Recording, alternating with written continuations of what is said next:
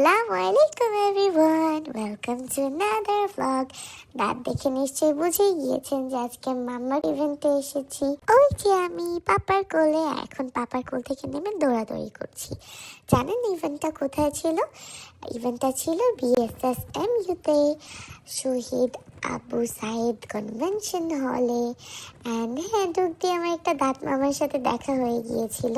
মামা আমার সাথে হ্যান্ডশেক করছিল।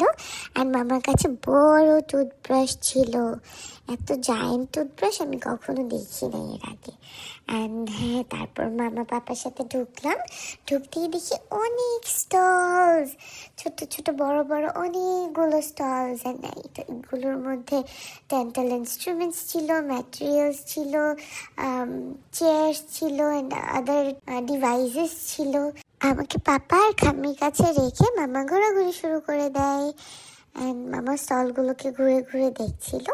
এর মধ্যে আমিও দৌড়াদৌড়ি শুরু করে দিয়েছিলাম। এরপর জানেন একবার কি হয়েছিল? আমি দৌড়াতে দৌড়াতে একটা আঙ্কেলের সাথে বেজে ধপাস করে পড়ে গিয়েছিলাম। তারপর আমি কান্না করেছিলাম এবং একটা স্টলের একটা আঙ্কেল, আনিসা স্টলের আঙ্কেলটা আমাকে 3টা চকলেট খেতে দিয়েছিল।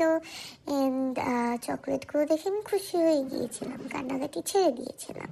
সো ইয়া, আমরা দেখতে পাচ্ছি গ্রাউন্ড ফ্লোরের ভিউটা। একটু পরে আমরা ফার্স্ট ফ্লোরে যাবো। অ্যান্ড হ্যাঁ, এই যে আমি কিন্তু কোনো দুষ্টুমি করছি না, আমি জাস্ট মন খুলে দৌড়াদৌড়ি করছি। হ্যাঁ, ওপেন স্পেস পেয়েছি অ্যান্ড মামা পাপাকেও বিজি পেয়েছি। So I have my time, আমি দৌড়াবো। আর এই যে দৌড়ায় পাপার কাছে গিয়েছি। দেখতেই থাকেন, আর কিছুক্ষণ দৌড়াই।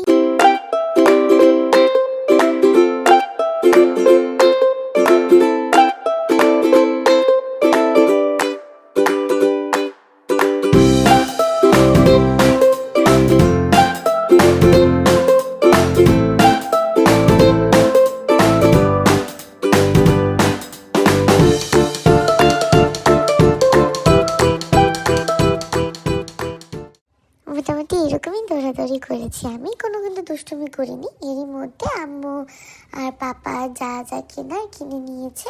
আমি যে দেখেন কত ভদ্র জায়গার মতো দাঁড়িয়ে রয়েছি, মাঝে মাঝে একটু দুষ্টুমি করার চেষ্টা করছিলাম।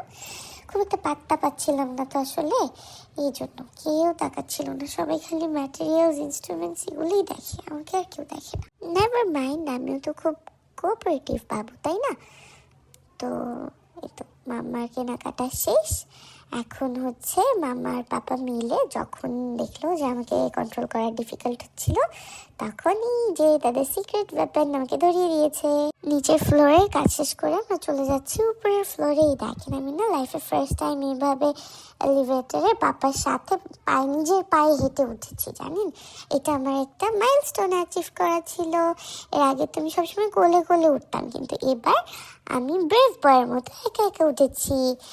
এটা ছিল ওদের ফার্স্ট ফ্লোরের ভিউ। ফার্স্ট ফ্লোরে একটা রুমে বড় করে একটা স্টল ছিল, which was from Ideal Dental Supply. এখানটাও অনেক সুন্দর ছিল।